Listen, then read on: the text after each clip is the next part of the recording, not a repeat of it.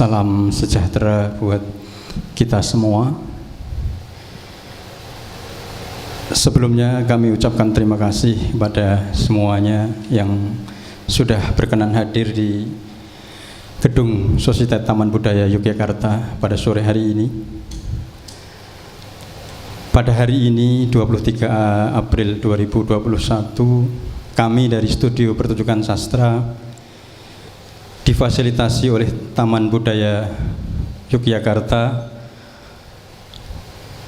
melanjutkan perjalanan dari Bincang-Bincang Sastra Studio Pertunjukan Sastra edisi ke-177.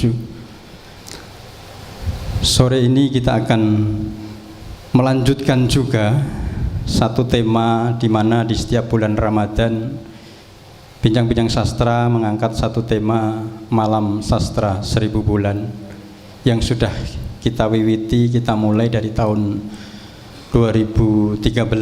Jadi ini adalah edisi ke Malam Sastra ke-13 juga dari 2007. Maaf. Jadi Malam Sastra 1000 Bulan edisi pertama di tahun 2007. Kemudian sore ini karena mulai tahun ini khusus tahun ini diselenggarakan pada siang ataupun sore hari di sini. Sekali lagi kami ucapkan kepada pihak Taman Budaya terima kasih kepada Dinas Kebudayaan Daerah Istimewa Yogyakarta dan tentunya teman-teman yang sudah berkenan hadir. Terima kasih dan mohon aplaus buat hadirin semuanya. Malam Sastra 1000 Bulan hari ini dengan tema Hasanah ngaji karya sastra Timur Tengah. Nanti kita akan ngobrol berbincang dengan beberapa orang yang saya pikir cukup punya intensi di sana terhadap karya sastra. Nanti akan dipandu oleh moderator kita Mas Muhammad Aswar yang juga kemarin baru juga menyelesaikan sebuah terjemahan puisi dari Nisar Kobani, juga karya dari Timur Tengah. Tapi sebelum itu, sebagaimana tradisi kecil Bincang-Bincang Sastra, kita akan nikmati dulu satu pertunjukan sastra dari teman-teman Ngopi Nyastro yang akan menyajikan tadarus puisi dari penyair-penyair Arab dan Timur Tengah. Kepada teman-teman Ngopi Nyastro, kita beri aplaus buat semuanya.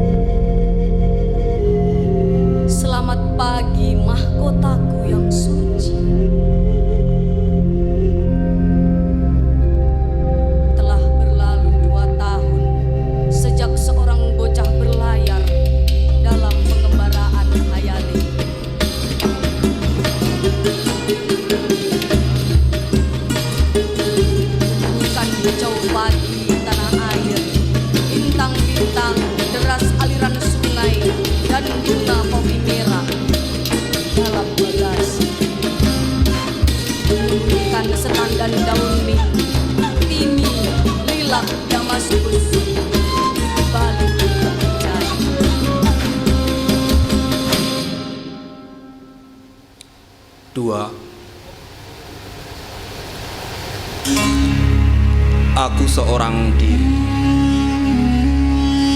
Asap rokokku mengepul jemu, juga bangku tempatku duduk. Kesedihanku menjelma burung-burung berterbangan penerbangan ke ladang-ladang gandum. Aku telah berkenalan dengan perempuan-perempuan Eropa. Ku kenali watak mereka yang sekeras tembaga, sekaku kayu. Ku jalani peradaban Eropa yang lengkap.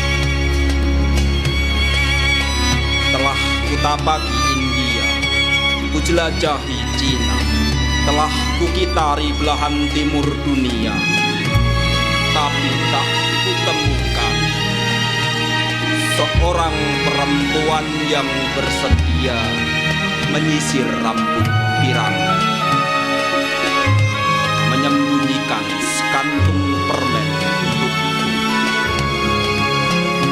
memakaikan baju ketika aku telanjang, atau mengulurkan tangan saat aku terjadi.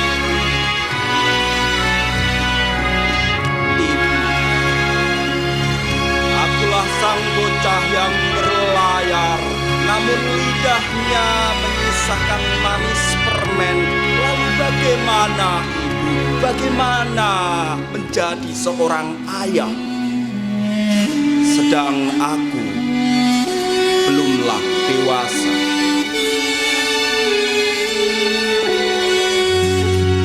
Tiga. Selamat pagi dari Madrid. Bagaimana kabar Fulah?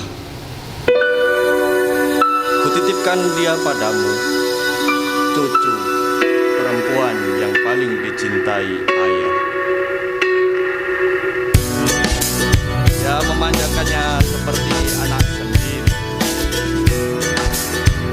Ayah selalu mengajaknya ke kedai kopi, memberinya makan dan minum, membalurnya dalam belayan kasih. Sejak ayah tiada, Fulah selalu bermimpi ayah hidup kembali. Dia mencari-cari ayah di sudut kamarnya. Dia menanyakan jumlahnya, orangnya. Dia menanyakan biru mata air. Jika musim panas tiba, ia akan menebarkan koin-koin emas pada kedua telapak tangan ayah.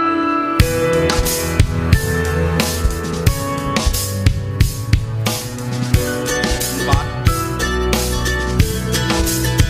kukirimkan salam hormatku untuk rumah yang menumbuhkan cinta dan menjelaskan untuk bunga-bunga putih, hamparan bintang yang melegakan,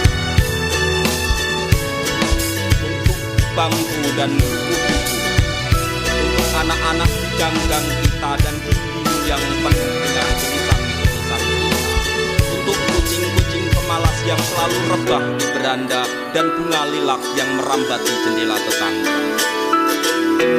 Telah berlalu 2 tahun, wajah Damaskus menjelma burung-burung di sisi kita, mengikut tirai-tirai jendela, mendekat ke tangan kita, berkunjung. Telah berlalu 2 tahun sejak malam-malam Damaskus, melati Damaskus, rumah-rumah Damaskus bergetar dalam jiwa. Menara-menara masjidnya bercahaya menuntun perjalanan kita serupa menara amal. Tertancap dalam hati aroma ladang-ladang apel Damaskus semerbak dalam hati. Seakan cahaya dan bebatuannya berjalan di sisi kita.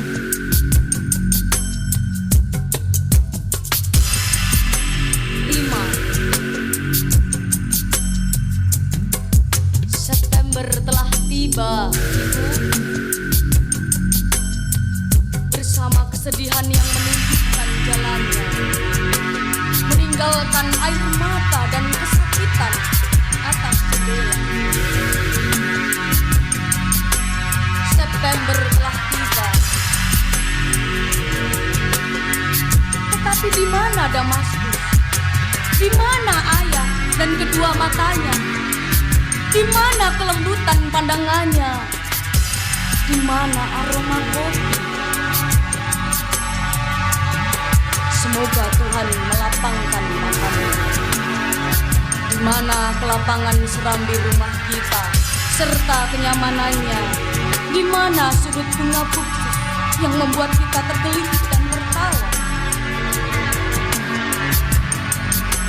di mana masa kanak yang suka menyeret ekor kucing, memakan buah anggur yang merambat, memetik bunga-bunga lila.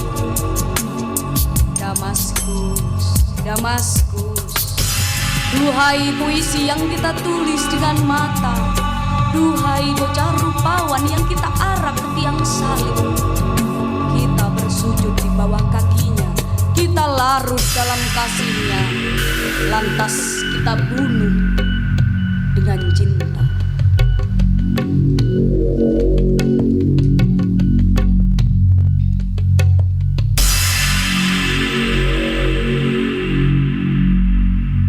Harun Hasim Rashid, orang Palestina. Orang Palestina aku. Orang Palestina namaku. Dengan tulisan terang di segala medan pertempuran telah kupahatkan namaku, mengaburkan segala sebutan. Huruf-huruf namaku melekat padaku, hidup bersamaku, menghidupi aku, mengisi jiwa dengan api dan berdenyut di urat-urat nadi. Orang Palestina aku, itu namaku, ku tahu. Itu menyiksa dan menyusahkan aku. Mata mereka memburu aku, mengejar dan melukai diriku karena namaku, orang Palestina.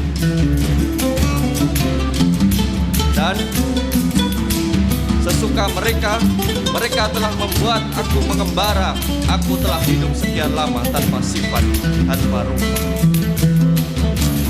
Dan sesuka mereka, mereka melontarkan padaku segala nama dan sebutan nista.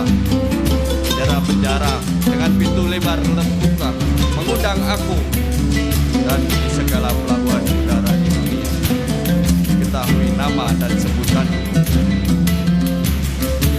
Angin kianat membawa aku, mengaburkan aku. Orang Palestina, nama itu mengikuti aku, hidup bersamaku. Orang Palestina, itu tertakdir padaku, melekat padaku, menggairahkan aku. Orang Palestina aku, meskipun berkhianat mereka padaku dan pada tujuanku. Orang Palestina aku, meskipun di pasar mereka jual aku seberapa mereka suka, seharga ribuan juta. Orang Palestina aku, meskipun ke tiang gantungan mereka giring aku.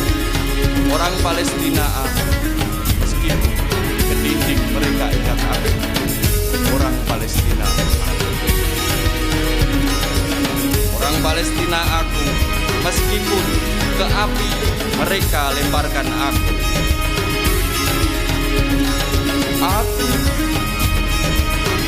apalah arti diriku tanpa namaku, orang Palestina, tanpa tanah air di mana aku mengabdikan hidupku, di mana aku dilindungi dan melindunginya. Aku, apalah arti diriku? Jawab, jawab, jawablah aku.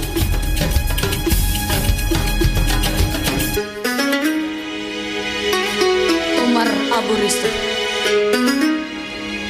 reruntuh. Berhenti, mendekatlah ke sini. Inilah tempatnya di mana kita bisa menjadi gila.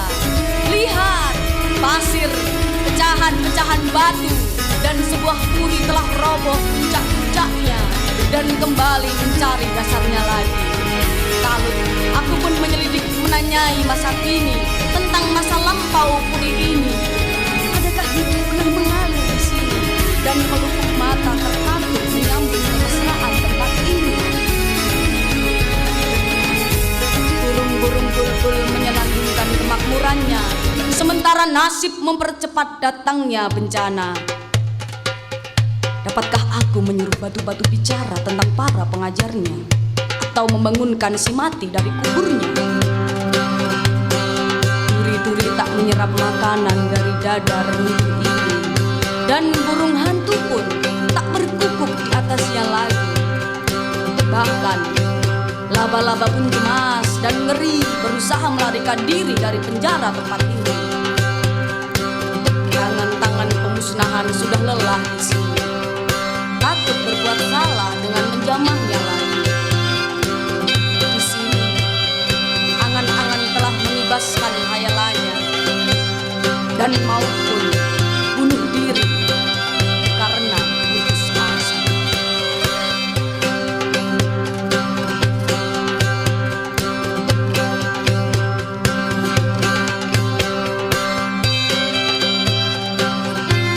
Bulan Al-Haidar,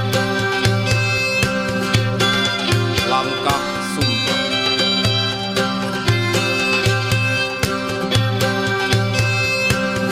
Mata pisau musim dingin yang tajam menembus peron.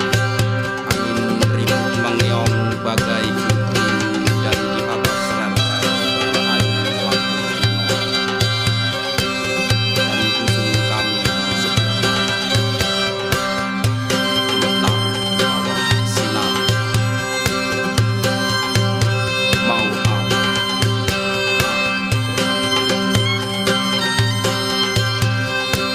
Dia bertanya padaku, mau apa kau di kota ini? Menuruni jalan-jalannya yang panjang itu, akan terseret langkahmu yang dulu, dan ganggangnya yang buntu akan menelan.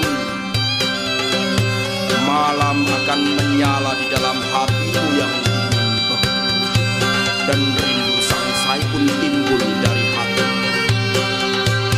Mau apa kau di sana? Tak berkawan? Tidak. Di kota itu tak mungkin kau dapat kawan. Kau tertawakan aku, namun kutunggu juga kereta yang menuju kota. Kau pergi dari,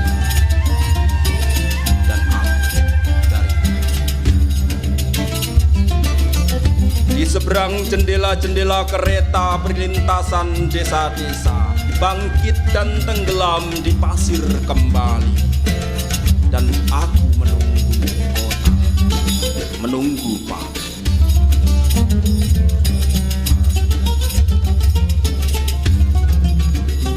Buat siapa mesti aku kembali? Buat dusunku, buat peron yang ditembus mata pisau musim dingin yang tajam itu.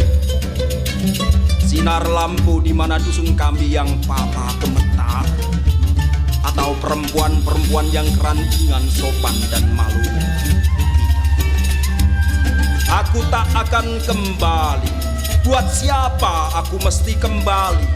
Dusunku sudah menjadi kota,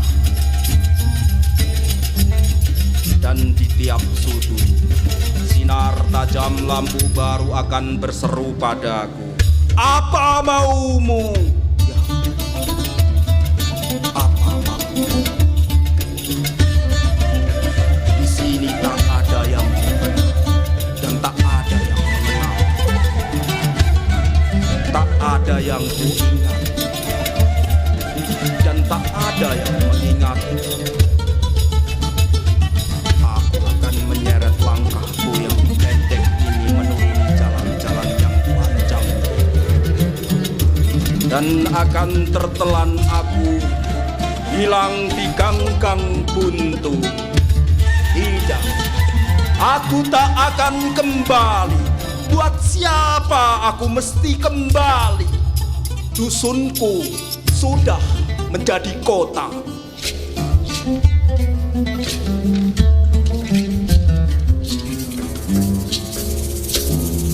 Nizar Kobani, apa yang tak mungkin dilakukan?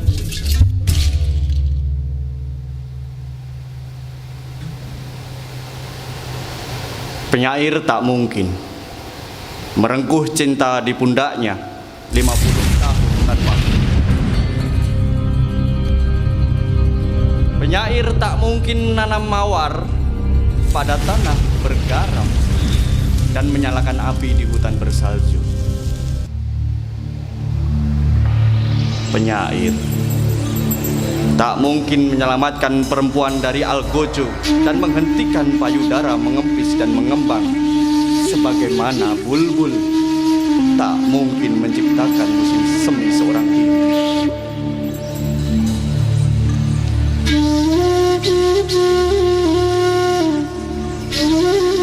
Salahlah bagi malam.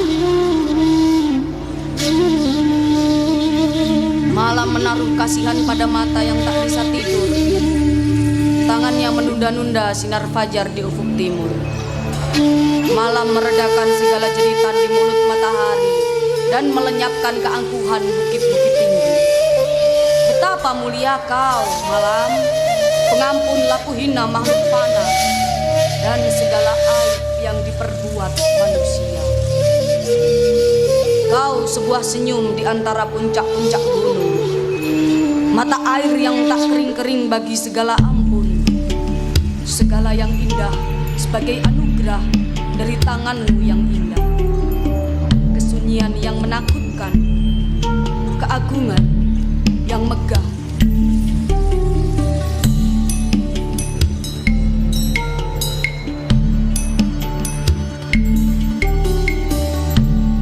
Nizar Kobani, Hikayat Kudeta. 1.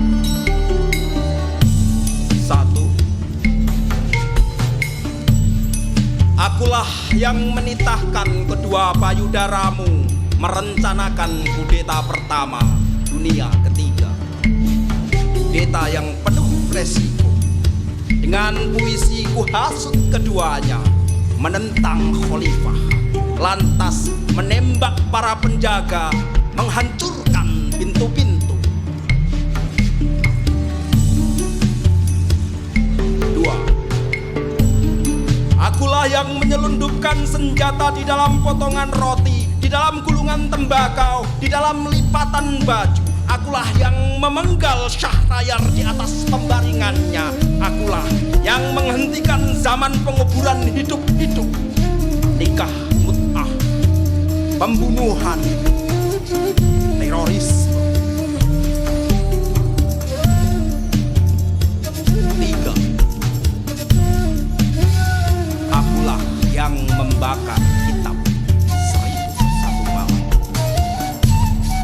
dan membebaskan perempuan dari cengkeraman orang-orang Bali. Akulah yang mempertahankan putik-putik keperempuanan dari serangan wabah dan lalat. Akulah yang menobatkan kekasih menjadi ratu, mengendarai pohonan, bintang-bintang, dan awan. 4. Ketika daulah perempuan berdiri, benderanya berkibar di cakrawala. Tak ada lagi pertempuran senjata dan dimulailah pertempuran mata dan bulu mata.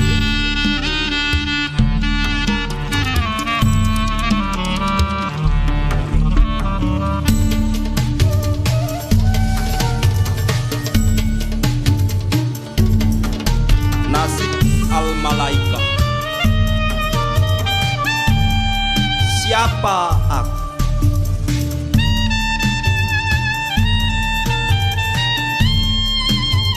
Malam bertanya, siapa aku? Akulah rahasianya.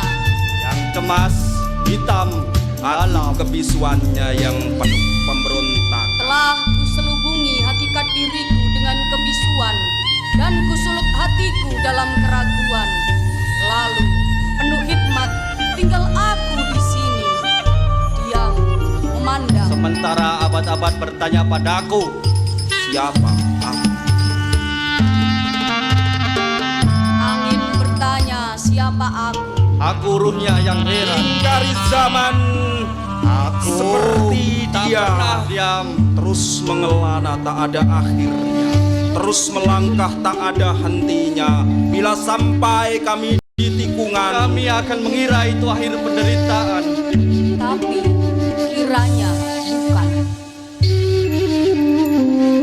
Waktu bertanya, siapa aku? Aku seperti dia dialah raksasa yang memeluk abad-abad dan kembali menghidupkannya. Dari pesona harapan yang menawan, aku menciptakan masa lampau yang jauh silam dan kembali menguburnya. agar dapat kubentuk bagiku sendiri hari kemarin yang baru. Dengan esoknya, es yang beku.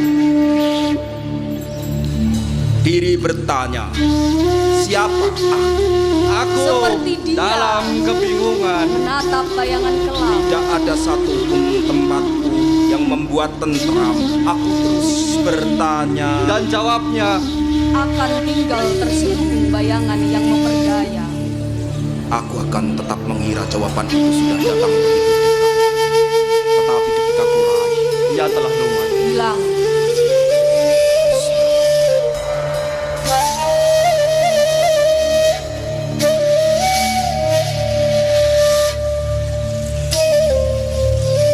Ali Ahmad Said Adonis, burung. Aku mendengarkan. Aku mendengarkan di gurun seekor burung di gurun menyanyi sini. hingga suaranya dibenarkannya hingga nyanyiannya menjadi Hingga nyanyiannya menjadi seperti mata pisau meratap parau melukai dingin kota. Adonis, darah menyembur. Aku bermimpi suara ini tak akan pernah Suara ini tak akan pernah menjadi. Kau mayat yang terlentang. Aku darah Aku darah menyembur dari peradaban yang dibantai.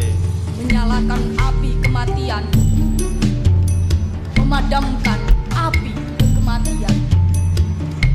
Adonis, syahid. Ketika kulihat malam, Ketika kulihat malam dan di tak pelupuk kutemukan matanya yang pohon-pohon menyala, palma di dan wajah, tak kutemukan dan tak kutemukan pohon-pohon palma di bintang-bintang. wajahnya. Aku pun Dan tak berpusar seputar kepalanya, bagai Bagai angin bagai angin dan pecah bagai bulu.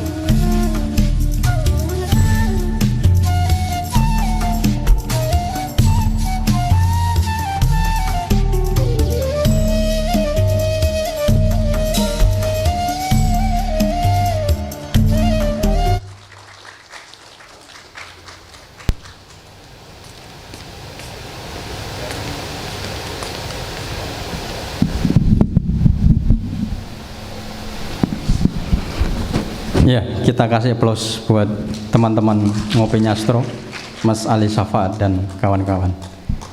Selanjutnya karena juga sudah menjelang berbuka, tapi sudah dibawakan amunisi oleh TB sepertinya. Kita akan lanjutkan dengan perbincangan. Jadi bincang-bincang sastra edisi ke-177, Malam Sastra 1000 Bulan edisi ke-13. Ini bagian dari perjalanan bincang-bincang sastra yang difasilitasi oleh Taman Budaya. Jadi ini menggunakan fasilitas dana keistimewaan Daerah Istimewa Yogyakarta. Selanjutnya kita undang pemandu acara, pemandu berbincang.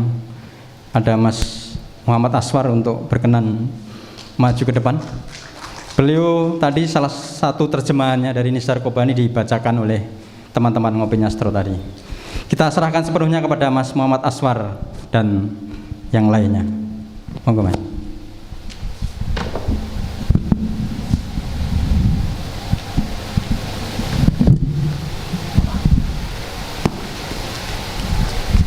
Bismillahirrahmanirrahim. Assalamualaikum warahmatullahi wabarakatuh. Mohon maaf kalau suara saya kayak suara orang lagi kultum. Biasanya bulan Ramadan ini banyak sekali banyak jadwal ceramah di masjid, jadi suaranya akhirnya menyesuaikan dengan suara orang lagi kultum. Alhamdulillahi wa kafa, wassalatu wassalamu ala nabiyil mustafa wa alihi wa ashabihi ahlil wafa wa tabi'ina wa ma'adahu iktafa, amma ba'd. Jadi alhamdulillah pada sore hari ini kita akan membincangkan temanya khazanah studi ngaji karya-karya sastra dari Timur Tengah.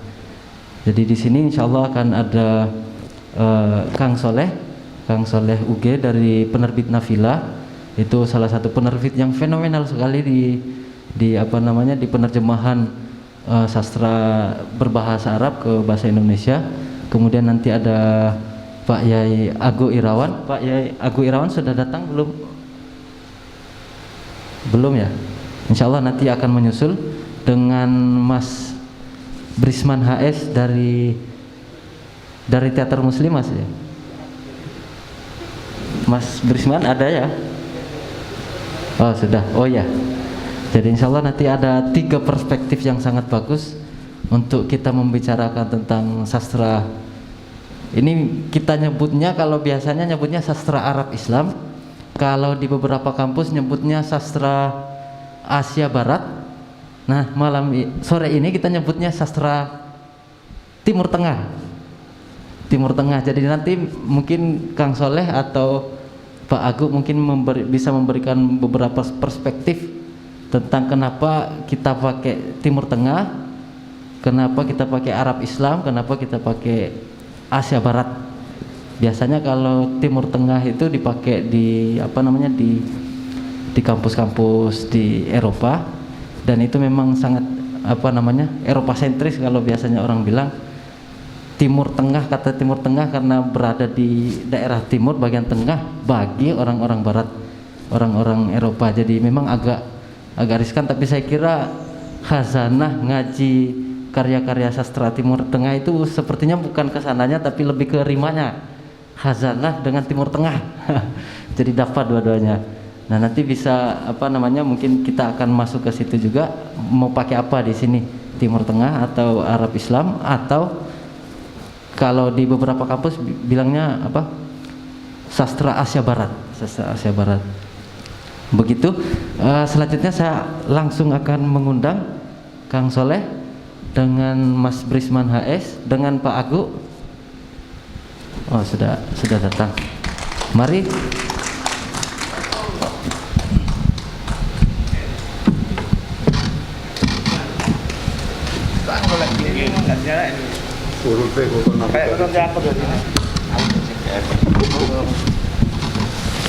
Ketemu lagi, alhamdulillah. Terasa menyerahkan naskah yang harus banyak diedit. Ada komplain. Kok ini? Kok gajinya lagi? Apa ini? Masa menghemat lampunya? Mereka yang cantik-cantik. Biar mungkin fotonya lebih bagus, Pak. Fotonya lebih bagus, makanya ini yang di depan dinyalain. Jadi untuk untuk menghemat saja, karena ini kita sudah tinggal 1 jam lagi kita mau buka puasa. 1 jam lagi, jadi mungkin saya berikan waktu setiap pemateri untuk 15 menit. 5 menit atau 10 menit bisa juga. Nanti biar lebih banyak kita diskusi bersama-sama. Saya akan memulai dari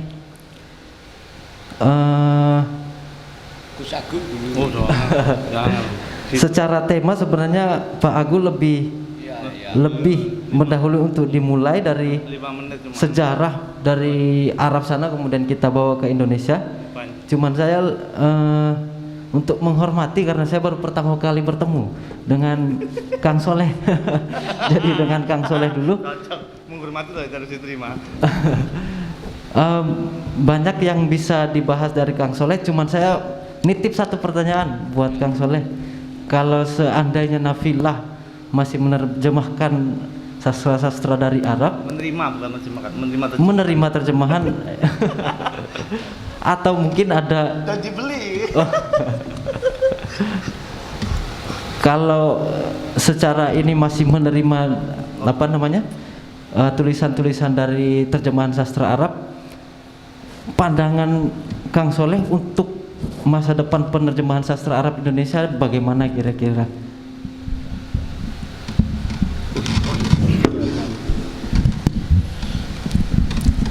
Assalamualaikum warahmatullahi wabarakatuh.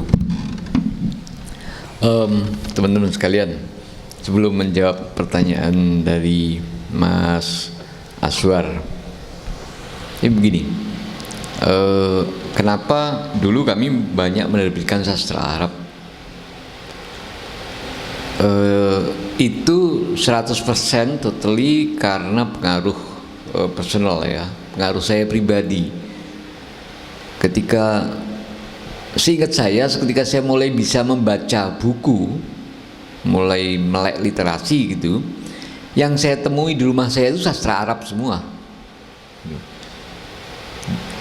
Jadi lihat buku Al-Majdulinnya Mustafa Lutfi Alman Baluti saya lihat, kemudian ada beberapa buku lainnya. Itu sejak saya kecil saya sudah melihat itu semua di rumah saya. Karena itu kemudian itu sangat tertanam di bawah sadar saya, sehingga ketika saya kuliah pun saya memilih kuliah di jurusan sastra Arab, meskipun kemudian akhirnya lebih cenderung masuk ke Fakultas Hukum ya, dan seterusnya.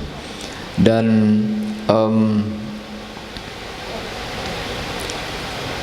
di saat sekolah pun, pelajaran di sekolah kami itu dulu ya di Solo, di Pasar Kliwon itu pelajaran sastra lebih banyak disampaikan, sehingga ada satu buku yang pernah diterbitkan oleh Nafilah, judulnya aku lali, tentang perempuan yang ini tuh, saya lupa ya judulnya, saya agak lupa, saking kan dia.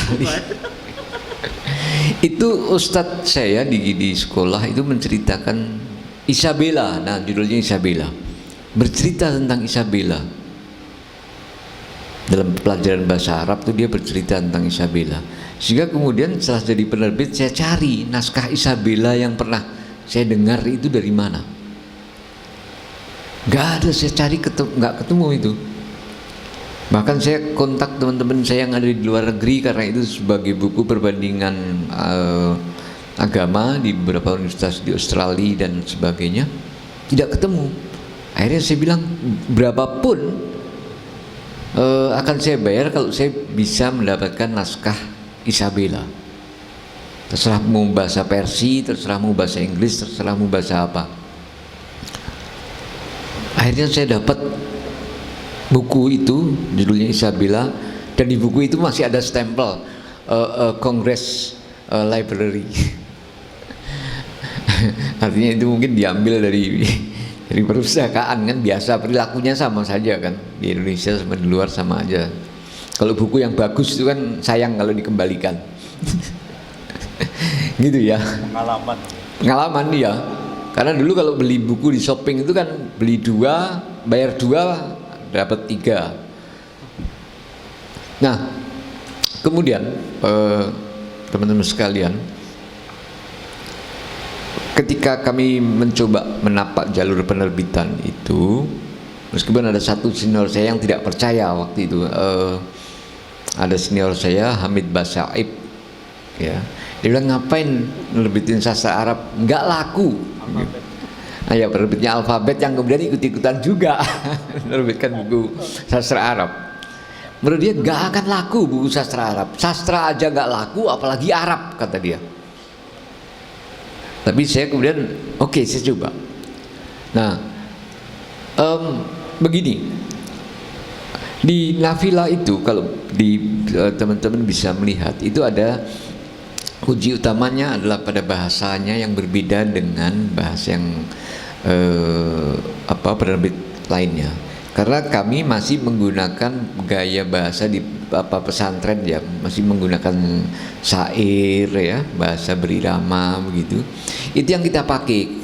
Karena apa? Waktu itu saya berpikir ini pangsa terbesarnya pesantren ini mesti, gitu. Ya. Sehingga saya menggunakan bahasa yang bisa lebih mendekati psikologi berbahasa santri, gitu. Dan faktanya memang bisa diterima, sehingga ketika itu pun ada waktu itu kan penerbitan sastra Arab juga hampir tidak ada yang konsisten. Satu-satunya yang beberapa kali menerbitkan karya sastra Arab itu dia tidak nyebutnya sastra Arab tapi sastra dunia ketiga, itu Obor, penerbit Obor. Kalau yang dari sastra Arab, Obor menerbitkan Najib Mahfud, kemudian Nawal El-Sadawi, gitu ya. Nah, kami di Nafilah waktu itu punya perspektif yang berbeda. Kalau Obor dan yang lain-lainnya itu perspektif Barat. Nah, kami tidak mau dengan perspektif Barat.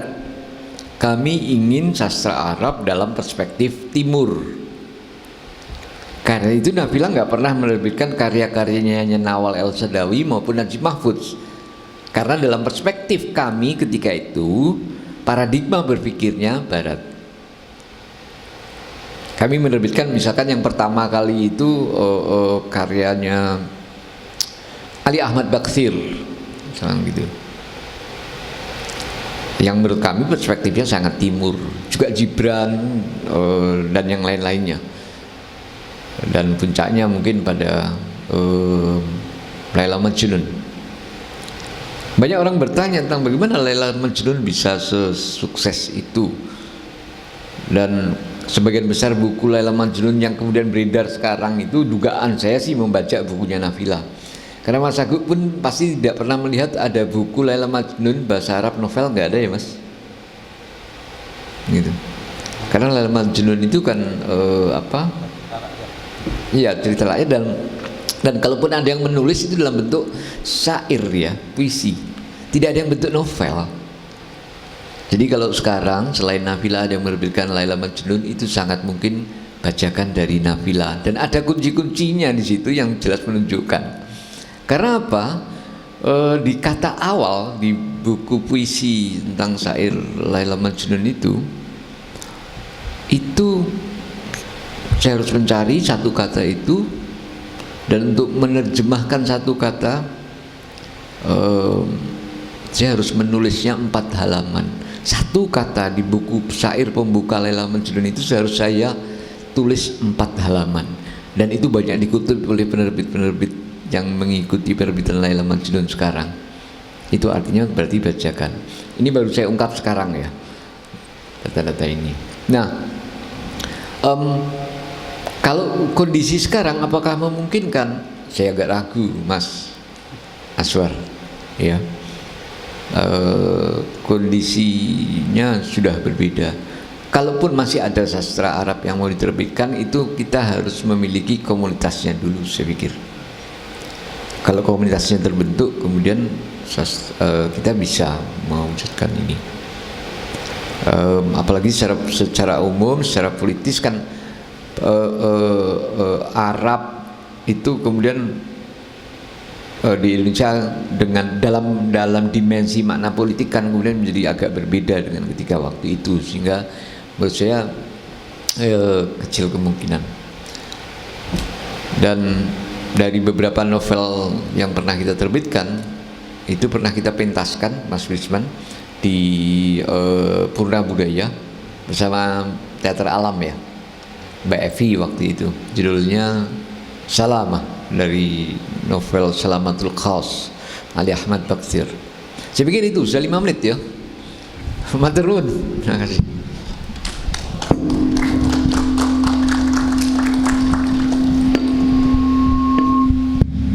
Ini penerbit Nafilah sangat fenomenal kalau di dalam di dalam bacaan-bacaan sastra Arab kita, karena memang selain bagus kalau di terbitan-terbitan yang lama itu sangat bagus terjemahannya. Di samping itu pula saya kira Nafilah ini punya pemilihan naskah yang sangat bagus, dalam arti tanpa wacana pun sebenarnya naskah-naskah itu bisa laku, karena itu banyak kita kenal naskah-naskah itu tapi jarang kita baca, dan alhamdulillah Nafilah itu saya kira sangat konsisten di situ. Kayak misalnya dulu sampai Bustanus Salatin, Kang Soleh, Bustanus Salatin, kemudian ada Haibin Yakzon dan lain-lainnya, dan terutama tadi Ahmad Bakathir itu penulis Surabaya, kelahiran Surabaya yang menulis dalam bahasa Arab, dan itu malah dikenalnya di sastra Arab sana. Jadi itu pengenalan tradisi Arab Islam dengan pesantren itu menjadi satu kesatuan. Nah, selanjutnya saya akan ke Pak Agu. Pak Agu tadi sudah men-share tulisannya tentang sejarah masuknya, lumayan panjang dari awal sampai belakangan tentang sastra Arab dan Jogja. Cuman saya mau kira-kira kalau misalnya ada perspektif lain gitu Pak Agu untuk sastra Arab pasca Arab Spring, mungkin kalau kalau saya lihat banyak sekali peneliti sekarang yang melihat ada perubahan besar di dalam sastra Arab setelah Arab Spring dan bagaimana masuknya ke Indonesia sekarang. Begitu, silahkan Mas Agu. Tes. Assalamualaikum warahmatullahi wabarakatuh. Alhamdulillahirrahmanirrahim. Muhammad wa ala alihi wa sahbihi ajmain. Yang saya hormati guru dan mantan donatur terjemah Pak Kiai Soleh UG, Mas Taslim dan Mas Aswar. Ini 5 menit ya, izinkan 1 menit saya mengenang. Saya tahun 2000 persis ya, Ramadan pernah menampilkan drama Taufik Al-Hakim di sini dengan almarhum Huda Esnur, sudah meninggal. Jadi drama teater itu terjemahan dari bahasa Arab. Kebetulan saya yang menerjemahkan, dipentaskan di sini menjelang Nuzul Quran. Kalau nggak salah malam Nuzul Quran. Jadi orang membaca Quran kita pentas di sini penuh ya. Itu mungkin dalam sejarah Sanggenun saya kira paling berhasil secara audien penuh di sini ya. Dan katesnya 15.000 saat itu sudah banyak ternyata penuh. Jadi tahun-tahun 2000 itu saya kira tahun-tahun emas ya sastra Arab di Indonesia. Perjumpaan terakhir membahas sastra Arab dengan Pak Soleh ini tahun 2012 ya, sebelum menjelang wafat Nafilah. Jadi saya masih ingat saya menyertakan ya beberapa terjemahan, salah satunya adalah pengarang dari Palestina yang dapat banyak penghargaan, yaitu Abu Basam As-Sarif ya, yang karyanya salah satunya adalah Ad-Dumu Al-Jafaf, air mata yang mengering. Sudah kami serahkan kepada beliau, bukunya tebal bersama dengan penulis Palestina lain, sudah juga dibayar separuh. Dan itu banyak beberapa naskah ya. Ternyata kami datang itu datangnya ya ini bagaimana kita mau bertahan ini, kita sepertinya tidak bisa mempertahankan redaksi atau redaktor. Jadi sahabat saya yang di situ udah ketar-ketir mau di PHK. Jadi dan kata Mas Andi saya waktu itu, ini kira-kira siapa yang mau baca ini katanya. Kalau ini terbit dipetakan sama Mas Andi itu ya. Ini kira-kira siapa yang mau beli, siapa yang mau baca, siapa yang punya uang. Dan jadi katakan kita cetak 1000 saat ini. Itu peminatnya itu mungkin ya 500 ya, yang punya uang 200, yang mau beli buku berapa. Jadi yang lain itu masih spekulasi. Jadi sangat sedih sekali ya. Tahun 2012 itu saya kira kegemilangan sastra Arab di Indonesia, terutama di Jogja sudah mulai meredup. Nah, sedikit, ini sudah 2 menit lagi. Kalau kita mau melacak dari awal, tulisan makalah saya sebenarnya panjang ya. Itu memang sejak abad 14-15 sudah ditemukan banyak kesusastraan Nusantara yang dipengaruhi oleh Timur Tengah atau oleh Arab. Karena apa? Mau tidak mau ya, waktu itu ada lagi euforia Islamisasi di Nusantara yang dibawa oleh Wali Songo, dan salah satu saya punya manuskrip asli ya berbahasa Kawi yang ditulis oleh Sunan Kalijaga, Raden Said, itu hampir sama dengan tulisannya Abdul Karim Al-Jili di dalam syairnya Insan Al-Kamil. Nanti sudah saya bahas, tapi saya nggak mungkin masuk ke pintu sini. Jadi ada yang terpengaruh, ada yang menyadur, ada yang menerjemah, ya, ada yang hanya simpatik, ya, terutama yang belakangan yang dari pesantren itu mungkin pengaruh. Ada yang memang terlibat menerjemahkan. Jadi macam-macam. Artinya apa? Artinya sudah sejak zaman itu. Jadi kalau kita bicara hikayat Nusantara, nabi-nabi ya, jadi hikayat Nabi Yusuf ya, kemudian Nabi Ishak, Nabi Ayub itu sudah terpengaruh semua dari tulisan Timur Tengah, dan itu banyak sekali manuskripnya, tidak terhitung. Kata Jude Mulder ya hampir separuh sendiri karya sastra ya, bukan karya agama sebenarnya, karya sastra yang berbau agama. Kemudian kedua, lahirnya sastra Indonesia yang berbahasa Melayu. Kita tahu yang membawakan bahasa Melayu pertama adalah Hamzah Fansuri ya. Jadi kalau kita baca karya-karyanya, misalnya hikayat burung pingai, burung punggu dan sebagainya, itu terpengaruh menurut pengamat termasuk riset mengatakan itu terpengaruh oleh Fansuri Ator. Jadi Metikut Tuyul. Jadi itu musyawarah burung-burung. Jadi ada keterpengaruhan. Nah, tapi masih ada identitasnya sebagai orang Melayu. Nah, saya kira sama yang terjadi oleh Hamka ya. Ada kemiripan memang secara alur, tetapi memang identitas kebudayaan Padang nggak ditemukan di dalam Magdalena. Kisahnya juga bukan sebuah kapal, tetapi memang alurnya nggak bisa disangkal, penderitaannya, perjuangan tidak bisa disangkal. Nah, saya kira ada keterpengaruhan yang hebat. Oke, kembali lagi, ada yang memang masuk ke dalam dan mempopulerkan, bahkan sempat menjadikan saat itu mungkin viral ya, sastra Arab di kalangan sastrawan. 2 nama ya pada tahun 1918 ya, yang nanti sampai berbuntut kepada Pujangga Baru kemudian Balai Pustaka adalah M. Ali Taslim. Nah, itu banyak memperkenalkannya Kaiman Faluti. Jadi saya membaca hikayat yang berarti judulnya hikayat seperti di dalam majalah Sri Pustaka, Kawan Baik ya, kemudian Biang Lala, itu ada lebih hikayat, isinya adalah sastra-sastra timur ya, khususnya yang dari Mesir. Dan itu bersambung. Ada juga soal Abu Nawas, hal-hal yang lucu-lucu, termasuk M. Kasim yang disematkan oleh Horizon sebagai bapak terpenis Indonesia, itu juga hampir karyanya mirip karya Al-Fulail wal Majnun. Jadi Al-Fulail wal Majnun itu digabung dan itu jadi kisah yang lucu di situ. Jadi sangat-sangat kental, dan waktu itu saya mengirakan viral karena semua majalah ada rubrik hikayat dan kisahnya Timur Tengah semua. Nah, kemudian kita ke belakang ketika penyair Indonesia hampir terkumpul di Malioboro ya. Kita tahu di situ waktu itu adalah UGM di sana, kemudian KN juga di sana, dan banyak penyair-penyair hebat, tetapi ada hubungan tali yang sangat erat antara pendiri KN yaitu Pak Samawi, bukan nggak ada idamnya ya. Itu dengan 3 penyair yang setiap saat membaca karya sastra Arab ya. Jadi 1 adalah Abdul Hadi WM, 2 Ali Auda, kemudian yang 3 waktu-waktu awal adalah MH Najib. Nah, tetapi MH tidak ikut menerjemah, yang menerjemahkan ada Ali Auda sama Abdul Hadi WM. Itu banyak sekali, termasuk Muhammad Iqbal, Rumi, kemudian Najib Mahfud sudah diterjemahkan, dan itu waktu itu bisa mempengaruhi. Nah, sampai-sampai Pak Samawi itu menerbitkan ada buku yang diambil dari Minggu Pagi itu ya. Tapi ini buku terjemahan. Saya mengambil dari Pak Jabrohim itu tadi. Jadi 3 orang itu mempengaruhi saat itu. Nah, ini tahun-tahun sekitar 50-an ya. Sebelum itu ada yang memperkenalkan, tetapi dari bahasa Inggris ya, puisi-puisinya Gibran, kemudian puisinya Dante yang diambil dari Abu Ala Al-Ma'ari, tapi dari bahasa Inggris bukan dari bahasa Arab. Kita kerujukan ke belakang, dan tahun 80-an zaman Pak Mustafa Hasim CS itu tidak begitu ada sastra Arab ya. Yang ada paling sesekali cuma sholawat gitu. Jadi sampai sekarang Pak Mustafa Hasim adalah pengagum sholawat, dan termasuk Pak Burdan Nuhuri, ternyata penyair juga, saya baru tahu ya, dia ada di komunitas di Kota Gede.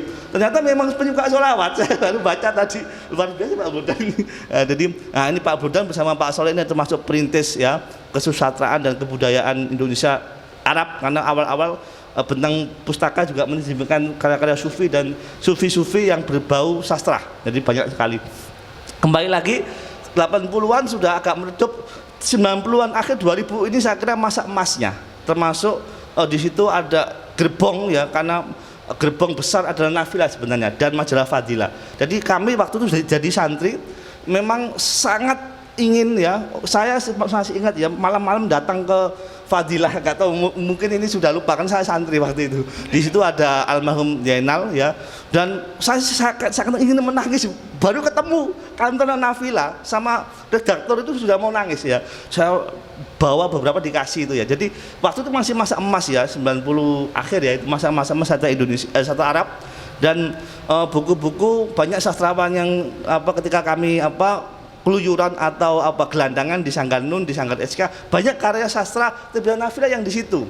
Ya mulai dari Taufik Al-Hakim Tongkat, ya mulai dari Najib Mahfud sampai kemudian yang terakhir Mahmud Taimur itu. Jadi itu viral waktu itu, apalagi di kalangan IAIN ya. Jadi sempat viral. Nah, kemudian LKIS ikut, kemudian komunitas juga sering menampilkan ya novel-novel terjemahan dari bahasa Arab. Jadi waktu itu zamannya emas ya. Kemudian terakhir pasca Spring, saya tidak tahu apa naskah Arab yang diterjemahkan yang viral. Saya hanya tahu ada 2, dan itu pun yang satu tidak laku, setahu saya. Dan itu pun terpaksa buku saya terjemahkan sendiri, terjemahan Ali Aswani di Chicago. Ya, sudah saya tawarkan di sini, tidak mau, ke Pak Soleh sudah mau kukut Nafilahnya. Dan itu saya kasih ke LKIS juga nggak jelas juga. Jadi ini mau diterbitkan, ngitung-ngitung, ini yang nyetak sekian, yang beli sekian, yang punya uang sekian, yang mau ke Gramedia sekian. Jadi sangat berat. Nah, kami terbitkan tapi juga tidak laku. Ada penerbit Indila ya yang menerbitkan Ali Aswan Chicago, bisa di internet, terjemahan saya nggak laku juga. Dan bukunya Mahmud Darwis, Al-Amal Al-Kamilah, itu yang sempat agak viral ya, terjemahan dari sahabat saya Usman Arumi. Kemudian setelah itu banyak sekali yang menerbitkan Mahmud Darwis, dan mirip sekali bahasanya, mirip sekali. Saya nggak tahu ini bagaimana. Jadi setelah Amal Kalimat terbit, pasca Spring saya hanya tahu ini, seakan-akan mandek ya, hanya ada sedikit yang paling dibaca, yang diterbitkan sudah mati suri. Mungkin ini saja sebagai bahan diskusi. Sudah 7 menit, mohon maaf. Assalamualaikum warahmatullahi wabarakatuh.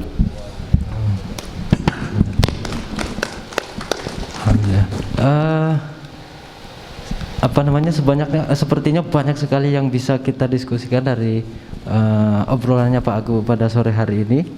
Tapi saya langsung ke Mas Brisman dulu, karena ini sesuatu yang sesuatu yang sebenarnya sudah berjalan lama antara dunia pertunjukan dengan sastra Arab. Itu sebenarnya sudah panjang sekali, cuman memang belakangan juga sebagaimana terjemahan juga sudah semakin sedikit, dan dunia dunia pertunjukan pun semakin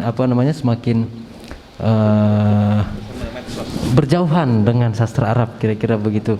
Nah, mungkin kita bisa mendengarkan perspektif baru dari Mas Brisman, silahkan.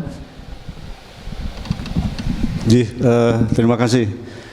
Selamat sore teman-teman. Terima kasih. Saya mau agak menerke sedikit tadi tentang teater Muslim. Ya, saya memang pernah belajar di sana, di teater Muslim, jelang-jelang di kepemimpinan Pak Pedro, ya, Petrus Jono. Setelah saya belajar teater di Teater Alam, kemudian saya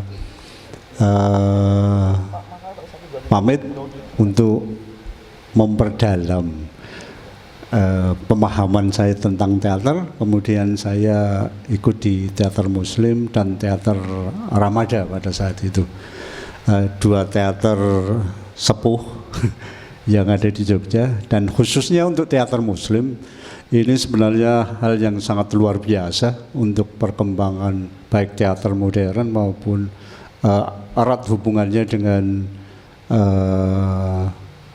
pertunjukan baik panggung maupun di televisi. pada saat itu. Teater Muslim sangat luar biasa, dan dari teater Muslim lah itulah sebenarnya sejarah pertunjukan khususnya teater itu di Indonesia tumbuh kembali setelah mati panjang, artinya digempur habis-habisan oleh tahun 65 oleh Lekra, dan itu sudah benar-benar dikuasai. Berbicara tentang itu, tentang saya berbicara tentang hubungan atau keterkaitan atau ada gesekan bahasa kami itu adalah bagaimana sebuah sastra itu bisa dipertunjukkan dengan baik, sastra lakon utamanya. Ini tentunya memang sudah menjadi wilayah dunia keaktoran gitu. Jadi ketika sebuah naskah itu dicetak menjadi sebuah buku dari gagasan, kemudian dicetak, ditulis, kemudian dicetak menjadi sebuah buku. Nah ya endingnya yang lebih utama sebenarnya juga urutan terakhirnya adalah bagaimana mempromosikan dengan pertunjukan. Gitu. Nah itu tentunya sudah wilayah keaktoran, artinya disiplin keaktoran di situ sangat dibutuhkan supaya pertunjukan itu menjadi menarik, dinamis, tidak monoton, tidak bikin ngantuk, sehingga itu bisa menjadi suatu pertunjukan yang menarik.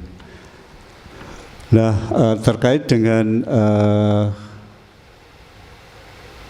apa itu namanya adanya pengaruh, ya jelas dari tadi sudah disinggung sejak Islam masuk di Indonesia pada tahun-tahun yang para wali memang kesenian sudah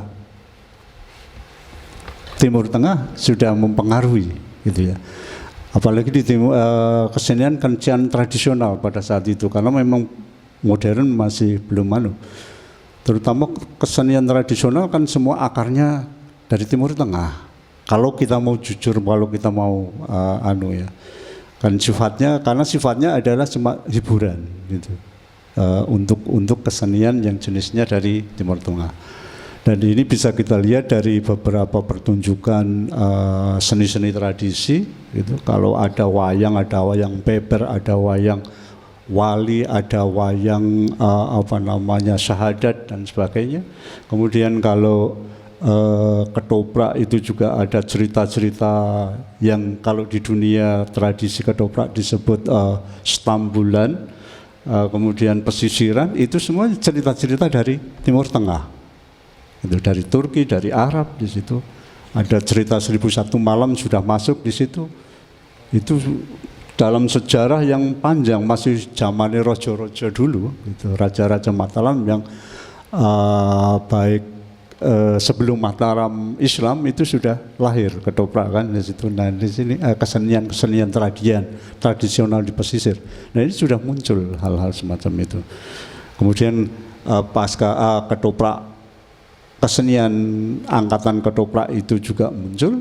Nah di situ pun cerita-cerita Timur Tengah selain cerita dari Cina dan Eropa sudah ada. Dan itu sampai sekarang cerita itu masih gitu. Nah kalau teater modern, kalau yang terkait dengan sastra lakon di teater modern itu memang kelahirannya aja yang berbeda dengan itu. Kalau di dalam seni tradisi itu hanya sekedar hiburan yang dibawa oleh karena hubungan perdagangan. Kemudian kalau untuk seni modern yang disebut modern di Indonesia, karena sebenarnya kalau di luar Indonesia nggak ada ya seni tradisi dan seni modern, itu nggak ada. Indonesia karena cerdas bisa membedakan antara menggolongkan modern dan tidak dan tradisional.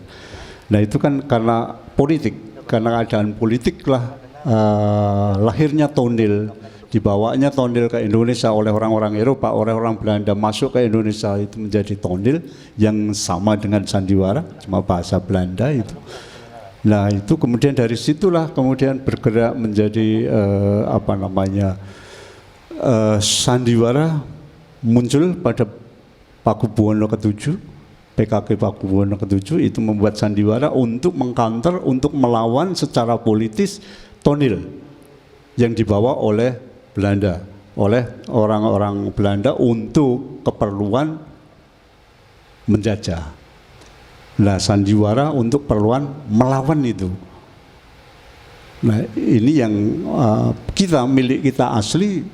Kalau kita berbicara dunia pertunjukan, sastra pertunjukan atau teater atau drama, ya sandiwara itu yang milik kita asli. Itu digolongkan pada dunia teater modern, gitu ya. Nah, itu kemudian pasca itu sampai pada pasca kemerdekaan, teater itu masih bergerak, sastra lakon terus bergerak. Kemudian mulai tahun 48 sampai ke 65 itulah pergolakan politik di negeri ini yang sangat memakan korban banyak, sangat tragis. Puncaknya adalah G30 SPKI, itu hampir semua kesenian rakyat, kesenian tradisi dikuasai oleh lekra. Tetapi dengan begitulah cakar atau hubungan sastra Timur Tengah itu justru muncul sangat kuat di situ setelah pada proses atau pada kejadian atau pada masa pergolaknya PKI itu, gitu ya, komunis, partai komunis itu. Dengan puncaknya ketika teman-teman lekra pada saat itu dengan gagah berani membantai dengan judul yang sangat luar biasa, dengan pementasan yang luar biasa, Matinya Gusti Allah. Itulah yang membuat di Jogja terutama anak-anak muda Islam itu benar-benar marah, benar-benar sangat, ya bisa dibayangkan karena sudah menyebut itu ya, itulah Diponegoro dan Muhammad Diponegoro dan teman-temannya membentuk teater Muslim. Kemudian membuat sebuah pertunjukan judulnya Iblis, itu yang bercerita tentang perlawanan Nabi Ibrahim. Cerita Nabi Ibrahim dibuat untuk melawan itu semua. Nah, itulah tonggak sejarah baru teater modern di Indonesia. Karena dengan keberanian teater Muslim ini berani melawan lekra, raksasa lekra di Indonesia inilah tumbuh dari agama-agama lainnya membuat kelompok-kelompok teater. Katolik bikin teater arena, kemudian ada lagi teater-teater dari gereja-gereja itu berani tumbuh lagi untuk sama-sama melawan lekra itu. Nah, tetapi bahwa yang mengawali ya teater Muslim dengan itu Diponegoro dan teman-teman itu mendapat inspirasinya juga berceritanya di dalam ceritanya pun cerita sana kan gitu, Timur Tengah. Nah itu ternyata. Nah setelah itulah teater Muslim juga sudah karya-karyanya juga karya-karya yang sifatnya untuk media propaganda, baik propaganda negara kebutuhannya maupun propaganda untuk keagamaan. Karena pada prinsipnya kan sebuah teater, sebuah seni pertunjukan itu kan alat transformasi nilai, mentransformasikan nilai-nilai kebenaran, kebaikan itu pada masyarakat, kepada penontonnya. Nah itulah kalau kita berbicara naskah-naskah yang ada dari Timur Tengah banyak sekali, yang dipentaskan banyak sekali. Dan dari teater Muslim, dari peristiwa yang sangat luar biasa pada tahun 65 itulah teater Muslim memberi warna di Indonesia, khususnya di Yogyakarta. Karena dari situlah munculnya keberanian dari semua golongan untuk membuat bersatu melawan dari sana.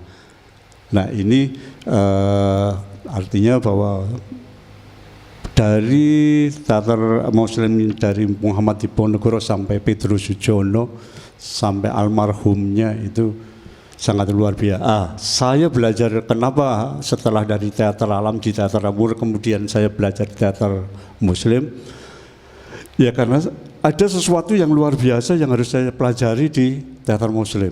Yang pertama berbicara tentang etika panggung, luar biasa di teater Muslim, dan hanya teater Muslim yang mempunyai gitu. Antara menggabungkan antara estetika dengan etika panggung, yang ini jarang sekali di UGM, apalagi dipegang sampai sekarang. Banyak pertunjukan-pertunjukan yang melanggar etika dan tidak kemampuannya menggabungkan antara estetika dan etika di dalam pemanggungan, baik panggung secara umum, stage maupun televisi dan film, gitu ya. Itu kira-kira pengantar saya, Mas. Matur nuwun. Makasih Mas Risman. Teringat dengan Pak Muhammad Diponegoro, beliau itu saking tawadhunya dulu pernah karena tidak mau dibilang menerjemahkan Al-Quran, jadinya beliau menulis puitisasi terjemahan Al-Quran, yang itu harusnya setiap yang bergulat di sastra Arab sebenarnya harus punya itu, karena itu sangat bagus sekali terjemahan, puitisasi terjemahannya.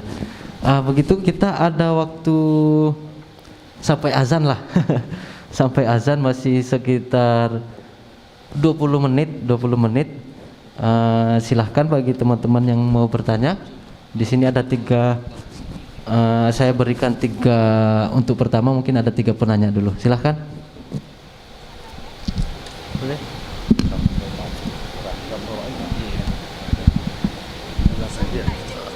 Boleh? Boleh.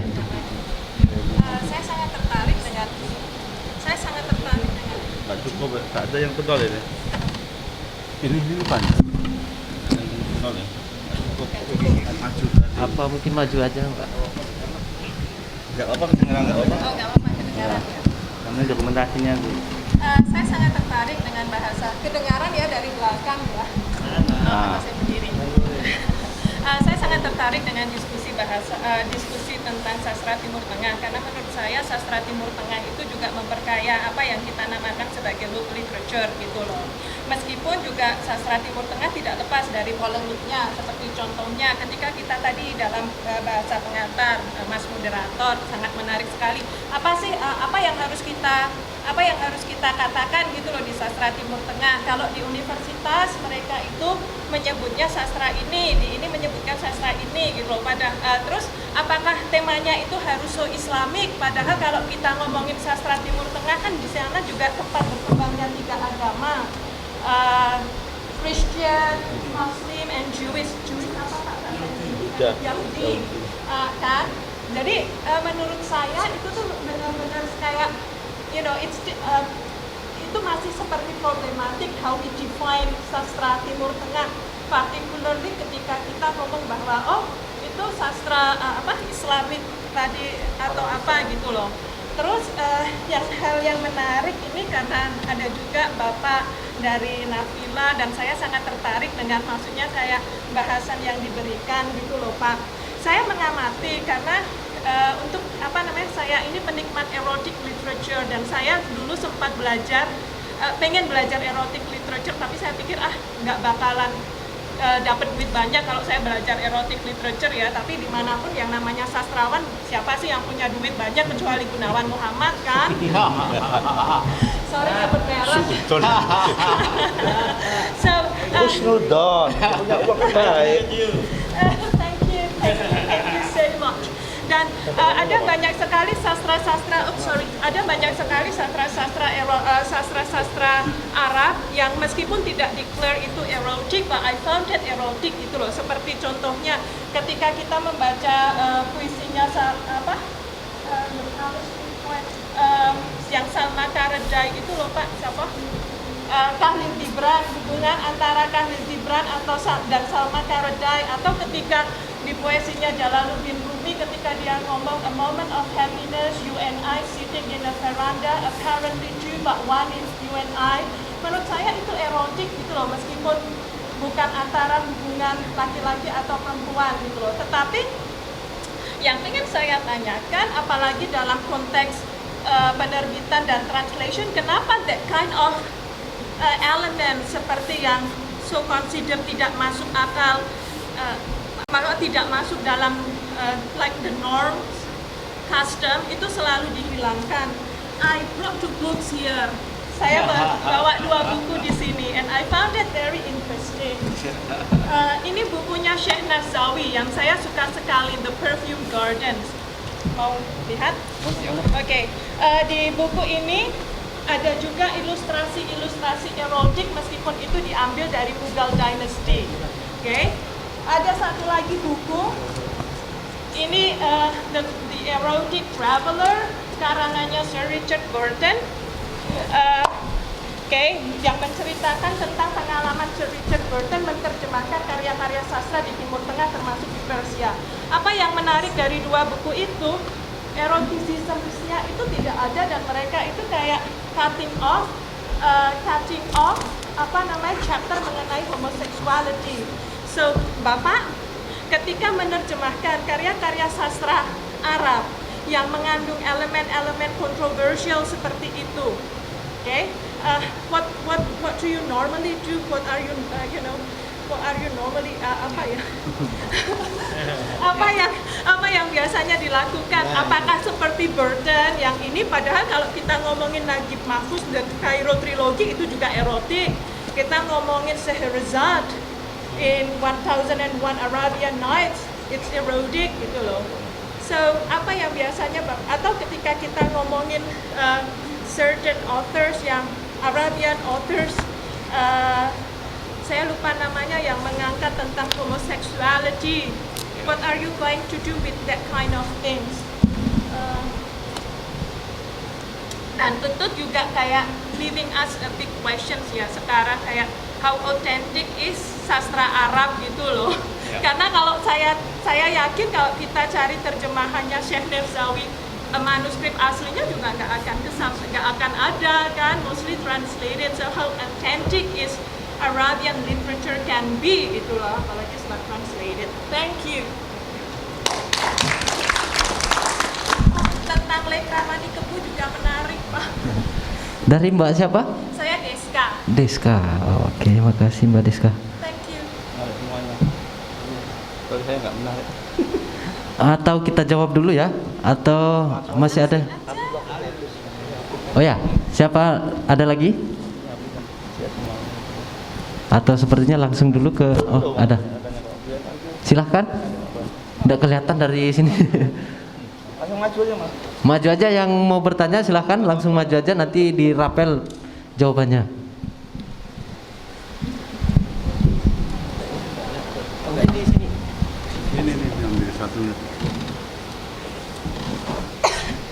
Assalamualaikum warahmatullahi wabarakatuh. Perkenalkan, nama saya Anam, saya dari mahasiswa Bahasa dan Sastra Arab PAS. Pertanyaan saya gini Pak, ini kan saya juga penikmat dari buku-buku penerbit Nafila dari Najib Kailani, terus Taufik Al-Hakim dan lain-lain. Melihat ide yang disampaikan oleh karya sastra Timur Tengah itu menurut saya pribadi gak kalah jauh kritis dibandingkan dengan sastra Barat seperti itu. Namun kenapa kok di Indonesia itu orang lebih banyak mengenal sastra Barat daripada dengan sastra Timur Tengah sendiri? Nah itu mungkin bisa dijawab sama Pak. Terus yang kedua adalah, ini pertanyaan khusus Pak Nafilah, Pak Soleh. Kira-kira Nafilah mau nerbitin buku sastra Arab lagi gak? Amin. Sudah bisa ditebak. Jadi mungkin itu Mas, lebih ke sastra Baratnya. Oke, terima kasih Mas Anam. Silahkan Mas ini.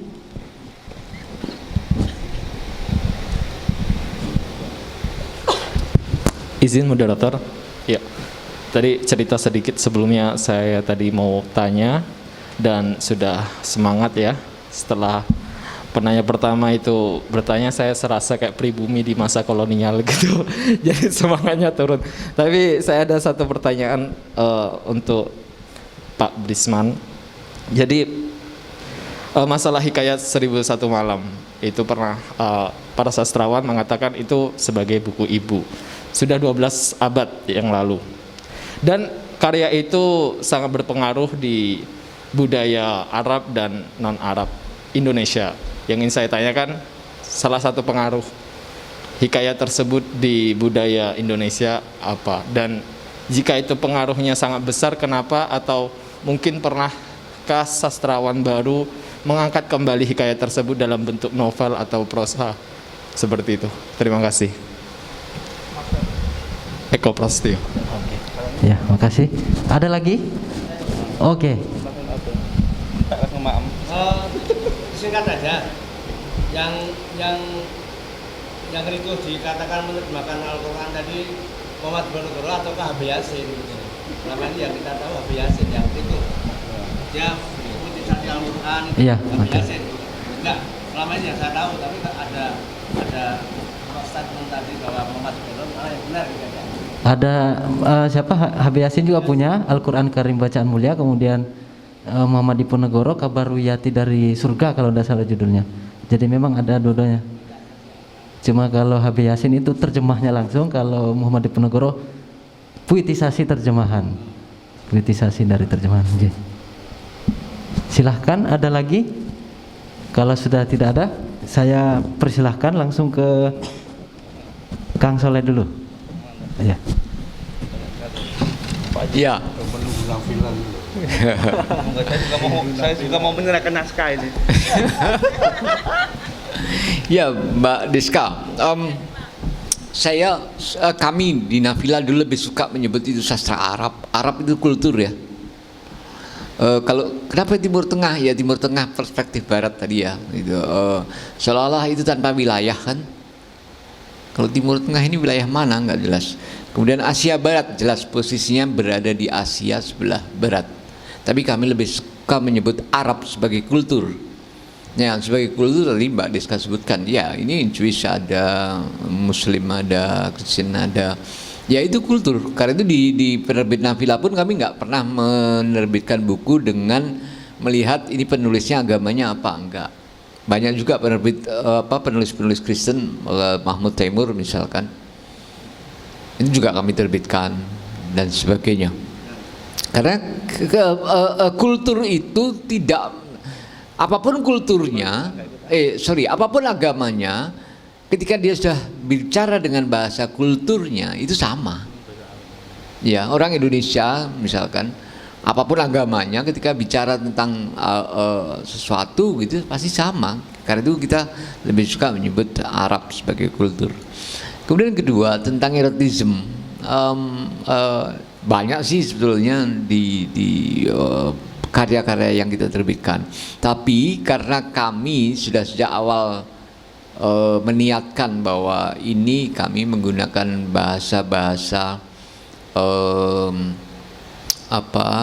syair ya, yang penuh dengan yang simbolik gitu, sehingga sering kali kami ubah itu bahasanya menjadi sangat simbolik.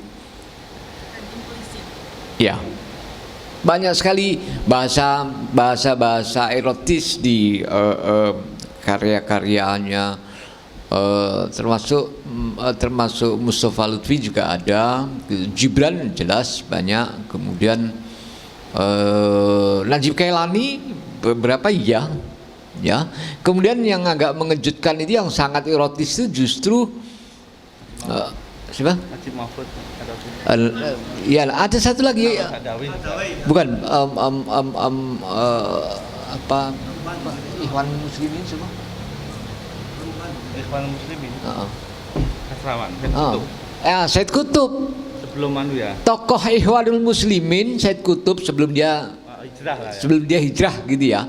Yang novelnya kita terbitkan erotis banget bahasanya. Ya. Kan ada itu bukunya Said Kutub, satu-satunya novel Said Kutub yang masih bisa diselamatkan setelah dia hijrah, semuanya dibakar gitu ya. Satu-satunya yang bisa diselamatkan cuma satu itu. Dan itu kami terbitkan. Sangat erotis. Ya kami harus mengubah itu. Gitu. menjadi bahasa yang penuh simbol gitu ya, tanpa menghilangkan maknanya. Ya, bukunya Syekh Nafzoi ini juga termasuk list yang saya mau terbitkan, tapi akeh banget gawe simbolnya, nanti waduh hilang kok. Ya, meskipun buku Syekh Nafzoi ini saya kalau tidak salah SMP itu sudah baca ya. Buku ini dengan sesuatu yang luar biasa. Sebenarnya itu dalam kultur Arab, sekali lagi ya, buku Syekh Nafzoi ini, Perfume Garden ini, dalam kultur Arab itu biasa-biasa saja. Ya, dalam kultur Arab. Apapun yang ditulis oleh Nafzoi, seerotis itu yang ditulis oleh Syekh Nafzoi, dalam kultur Arab itu biasa-biasa aja itu. Ya, mungkin itu kalau di ini menjadi agak berbeda.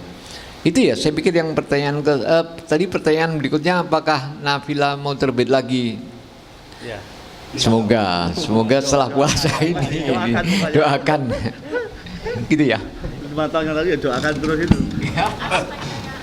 Aspek seperti kayak so consider yang against the norm seperti homosexuality dan yang lainnya itu biasanya diomit atau enggak, karena kalau so far penerbit barat apalagi yang waktu itu masih Victorian era, mereka biasanya omit sastra-sastra Arab yang mengandung unsur kayak incest, homosexuality, homoeroticism seperti itu. Yang jelas kami tidak pernah menghilangkan bagian dari naskah. Ya, hanya memperhalus saja. Bahasanya harus kita ubah sedemikian rupa, kira-kira seperti itu. Sehingga seringkali untuk mengubah satu kata itu kami membutuhkan 2-4 halaman. Ya, itu. Mungkin menyalah, mungkin yang erotisitas tadi itu memang bahasanya orang sufi yang dia erotis itu dengan Tuhan gitu sebenarnya. Itu yang kadang-kadang mungkin dipandang itu dari angle manusia sehingga perlu diperhalus, pada sebenarnya itu terlalu sublim dan itu suci sebenarnya. Dan dia ada tilik kita itu apa erotis tadi dengan Tuhan, kan kalau sufi begitu, ya kan? Nah begitu mas. Jadi amit-amit jangan terlalu gampang. Bukan ya, nah mungkin maksudnya penulis ada seperti itu, gitu. Itu yang dimaksud dia bermain apa itu dengan Tuhan, gitu deh, ya kan? Entah itu maksudnya itu dari penulis itu kan sufi sebenarnya. Terima kasih. Langsung mas. Ya, ikut nimbrung ya. Saya lebih sepakat misalnya ya Sastra Timur Tengah kalau saya. Ya, jadi kalau tadi kan merujuk ke kultur, saya merujuk ke geografi. Karena kalau sudah kita ke Timur Tengah, masuk ke Palestina, masuk ke Israel ya, itu kan masih kawasan secara geografi masih sastra Arab. Saya juga mohon maaf, saya juga agak tidak suka disebut sastra Islam, sastra Arab itu.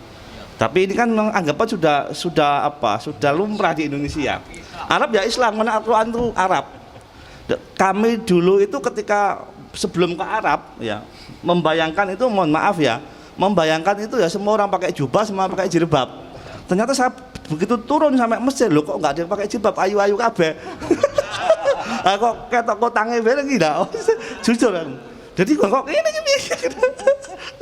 jadi hilang. Jadi gambaran saat. Nah, tetapi menurut saya kenapa Arab dinikahkan dengan Islam ini juga ada semacam kewajarannya. Karena memang pertama kita ini agama mayoritas ya, kemudian yang kedua Arabisme itu juga dekat dengan Islam ya, apalagi dunia batin Indonesia dengan awal-awal Islam jaya itu kan soal kesufian kan lagi punya titik temu maksud saya. Jadi kalau kita mau lihat manuskrip ya lawas mulai zaman Wali Songo sampai ke abad 18 itu memang manuskripnya adalah tasawuf ya, dan nggak bisa dipungkiri keterpengaruhan pujangga kita ya dalam sisi tasawuf, dan itu kemudian beragama Islam ya. Baru muncul abad 19 akhir atau 20 awal. Kalau kita tadi cek ya dari sejarah menurut Horizon, itu sastra Arab Timur Tengah yang netral itu baru 1910 ya, ada di majalah Kawan Baik, ada di Biang Lala itu hikayat Sahrojat Afulaila,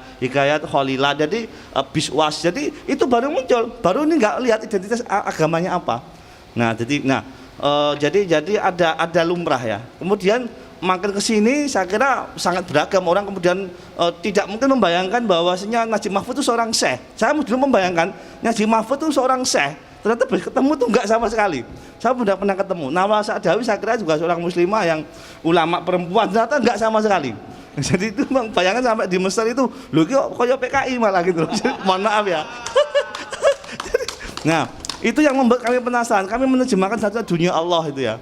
Nah, jadi saya menerjemahkan juga alat harotina di alfabet ya, anak-anak jadah itu juga. Jadi dan itu ketika membaca tahu bahwa persoalan di Arab tidak hanya persoalan agama, kompleks sekali, termasuk bahasanya yang vulgar, mohon maaf ya. Nah, jadi tapi ada kesan bahwa Arab itu Islam itu wajar karena memang di Arab memang agama mayoritas sama dengan di Islam. Itu ya. Kemudian apalagi yang membawa sastra Arab kebanyakan kiai, mohon maaf ya, di pesantren nadoman syair. Itu tadi kesan Islam itu memang dekat. Orang-orang pesantren kan belajar sastra Arab nggak mungkin baca Najib Mahfud, bacanya nadoman Alfiyah, Imriti seperti itu. Jadi wajar. Apalagi aktivisnya adalah mantan pesantren. Kalau kita tahu di Jogja Abdul Hadi WM, Ali Auda, di Ponorogo itu kan pesantren semua itu, termasuk juga Kuntawijaya pesantren Muallimin, ya kan. Jadi memang tidak, akhirnya buntut latar belakang itu nempel. Nah, kemudian pertanyaannya tadi yang kedua saya nyinggung, kenapa kok sastra Barat yang banyak sekali penerjemahnya, banyak sekali dikaji di kampus-kampus sastra Arab minim. Banyak hal. Yang pertama ya, kita memang dijajah 350 tahun oleh kolonial. Ini sangat berpengaruh. Hampir mandek ya. Jadi tradisi intertekstual ya, kajian sastra Arab atau Islam dengan berbahasa sastra misalnya, itu hampir berhenti ya ketika 350 tahun itu. Kemudian dan di satu sisi ketika orang ke Timur Tengah belajar agama, tidak belajar sastra, pulang jadi syekh, jadi kiai. Ya kecuali saya nggak jadi apa-apa ini. Malah nggak jelas. Ya, sementara yang dari Eropa profesional studi manuskrip sastranya luar biasa. Nah, di satu sisi saya juga tadi sempat heran ketika saya membaca sejarah itu, kenapa penerjemah ya sastra Arab itu hampir ya yang dulu, kalau akhir-akhir banyak sudah ya, yang dulu itu kok bukan latar belakang dari IAIN jurusan sastra Arab. Padahal IAIN Jogja itu kan sudah lebih dulu ya, tahun 50 kalau nggak salah sudah ada IAIN. Abdul Hadi WM bukan dari IAIN ya, Ali Auda bukan dari IAIN, Muhammad Diponegoro bukan dari IAIN. Nah, termasuk ada beberapa tadi penerjemah M. Taslim, kemudian Muhammad Qasim, yaitu penerjemah angkatan pujangga baru Balai Pustaka sampai 65, yaitu kerang kutip Brickman itu. Nah, itu malah dari bahasa Inggris ya, Arab di Inggris kan, Inggris di Indonesia kan banyak. Jadi yang pertama yang datang itu Gibran itu dalam bahasa Inggris semua ke kita itu. Penerjemahan adalah rangkut. Jadi itu bukan anak IAIN. Nah, sampai hari ini mohon maaf ya. Jadi sampai saya kadang-kadang saya itu sempat mikir ya, ini jurusan sastra Arab ini kan banyak sekali di seluruh IAIN. Ada berapa ya di Indonesia, UIN. Tetapi kenapa pengamat sastra Arab kok nggak ada nggak muncul dari IAIN. Saya sendiri yang bukan sastra Arab misalnya, mohon maaf, yang juga bukan mendalami sastra Arab, saya kalau nulis di Kompas, kalau saya misalnya mengutip sastra Arab, pengamat Arab itu selalu muncul karena almarhum Mas Radar. Kita kirim doa, mudah-mudahan beliau husnul khotimah. Al-Fatihah.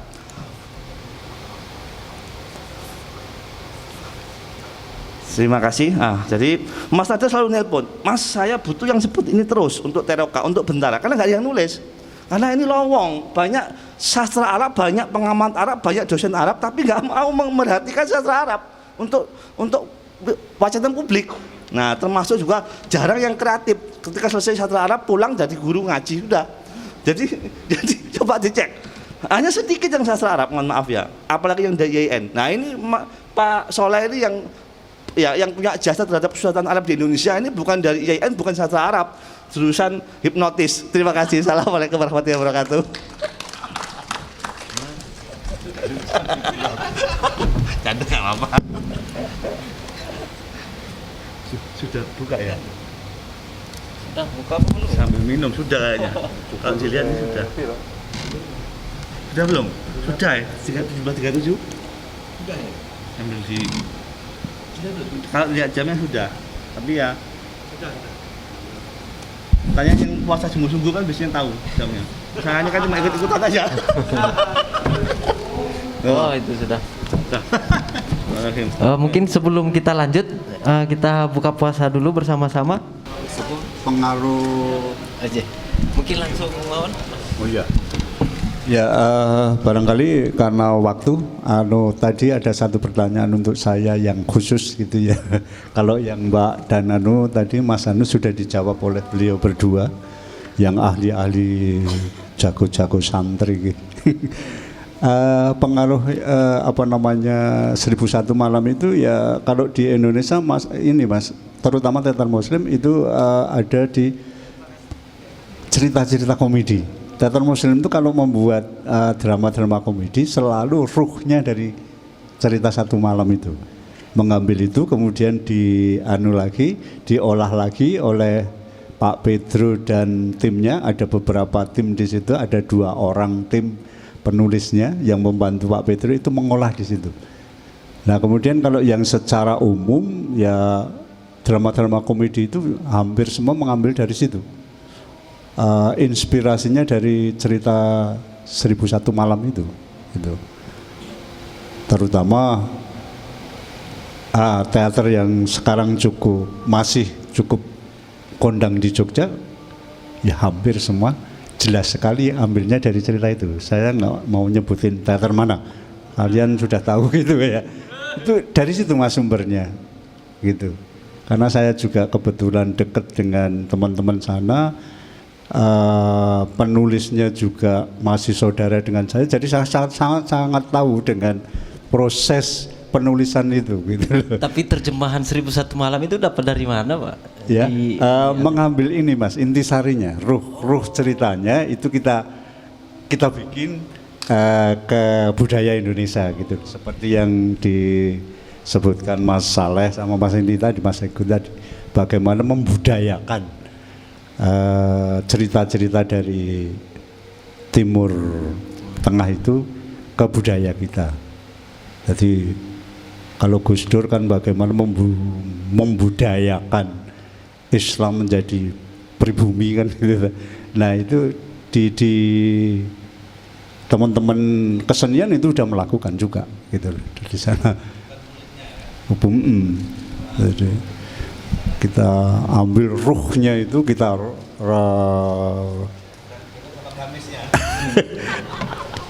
kedalamannya rame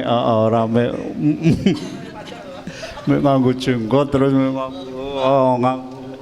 belubel terus enggak, ruhnya itu yang kita ambil gitu ya.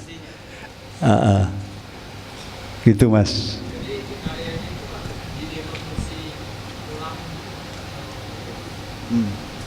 Jadi gini, kalau bahasa anunya mungkin temanya yang kita ambil, premisnya apa, nah itu yang kita olah dengan budaya kita. Tetapi premis-premis yang dari 1001 malam kan lucu-lucu kan gitu, dan bagus-bagus, kuat-kuat banget gitu loh. Secara moral umum, tidak hanya Islam itu tadi Mbak, saya setuju dengan sampean. Arab tidak hanya Islam itu tadi, gitu. Itu mas. Jadi ruhnya, premisnya yang kita ambil. Nah itu kita olah, kita masukkan unsur budaya. Karena kalau tanpa unsur budaya kita, nah ini satu kelemahan pertunjukan kadang-kadang kan begitu.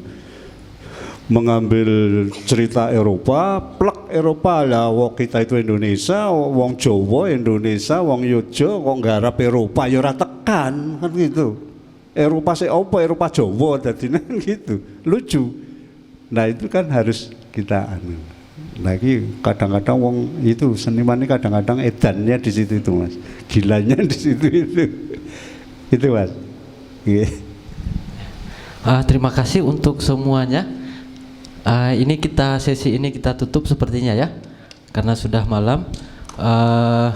Terima kasih untuk semua yang sudah terlibat pada sore hari ini, kepada Kang Soleh yang tadi lebih duluan, kemudian ada Pak Agu dengan Mas Brisman.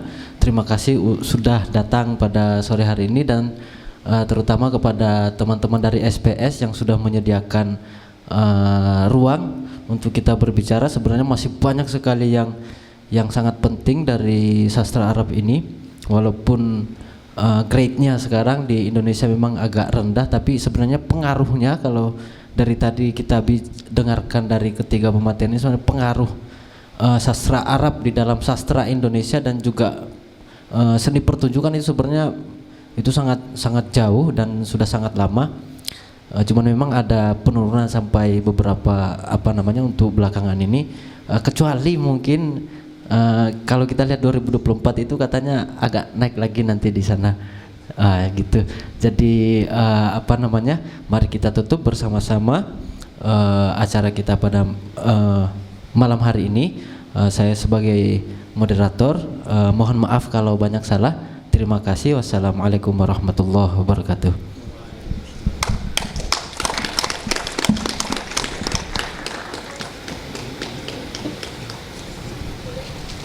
Ya, terima kasih Mas Muhammad Aswar, Mas Brisman, Mas Agu dan juga Pak Soleh. Matur nuwun juga teman-teman yang sudah berkenan hadir. Semoga perbincangan yang pendek ini bisa memperpanjang pikiran-pikiran kita selanjutnya. Matur nuwun, kita berjumpa lagi di Bincang-Bincang Sastra edisi ke-178. Sekian, mohon maaf atas segala kekurangan. Assalamualaikum warahmatullahi wabarakatuh. Matur nuwun.